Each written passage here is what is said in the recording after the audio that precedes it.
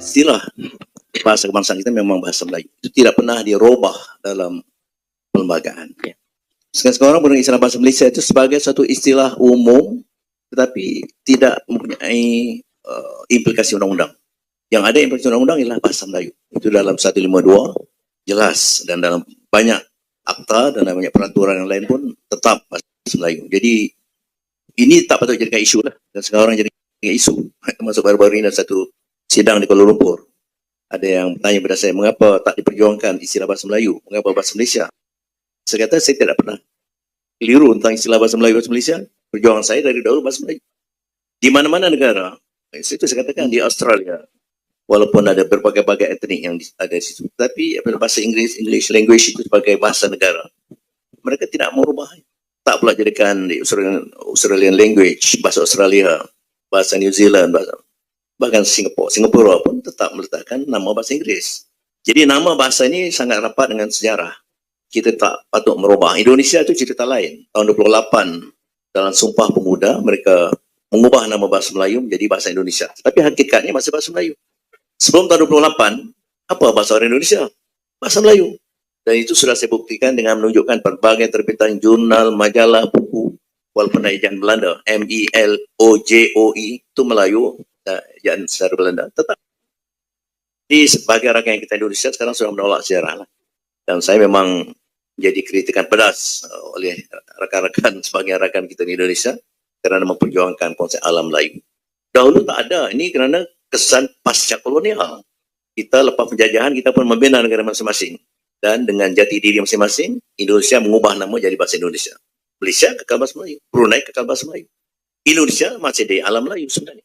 Wahai profesor, saringan nama profesor Melayu palsu. Begitu berambisinya kau dengan kemelayuan. Sejarahnya kau ceritakan semuanya palsu tentang kemelayuan yang kau dambakan. Kau inginkan memelayukan seluruh Nusantara. Sana wahai profesor, awam sarian.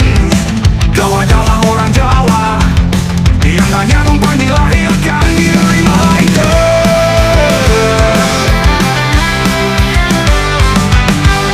Sudah sejarah dirimu yang telah kau butakan sendiri demi kesejahteraan hidupmu dan juga demi gelarmu di negeri Malaysia.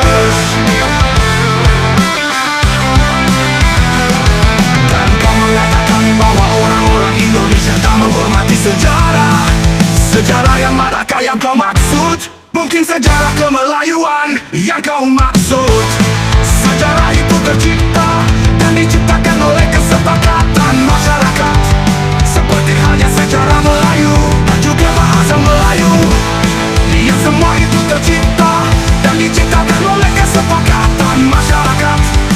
Begitupun dengan Indonesia yang juga menciptakan sebuah sejarah. Sejarah terbentuknya Sumpah Pemuda dengan ketiga ikarnya yang mengatasnamakan negara Indonesia.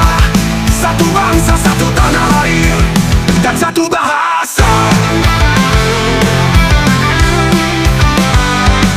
Itulah sejarah Indonesia yang juga tercipta dan diciptakan oleh kesepakatan masyarakat yang ada di Indonesia. Jauh sebelum Indonesia merdeka, sehingga ketika Indonesia merdeka, bahasa Indonesia ditetapkan sebagai bahasa yang resmi, sebagai bahasa kenegaraan bangsa Indonesia.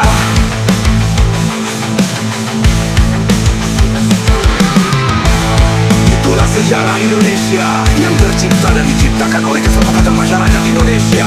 Jauh sebelum Indonesia merdeka, sehingga ketika Indonesia merdeka, bahasa Indonesia ditetapkan sebagai bahasa yang resmi, sebagai bahasa kenegaraan bangsa Indonesia.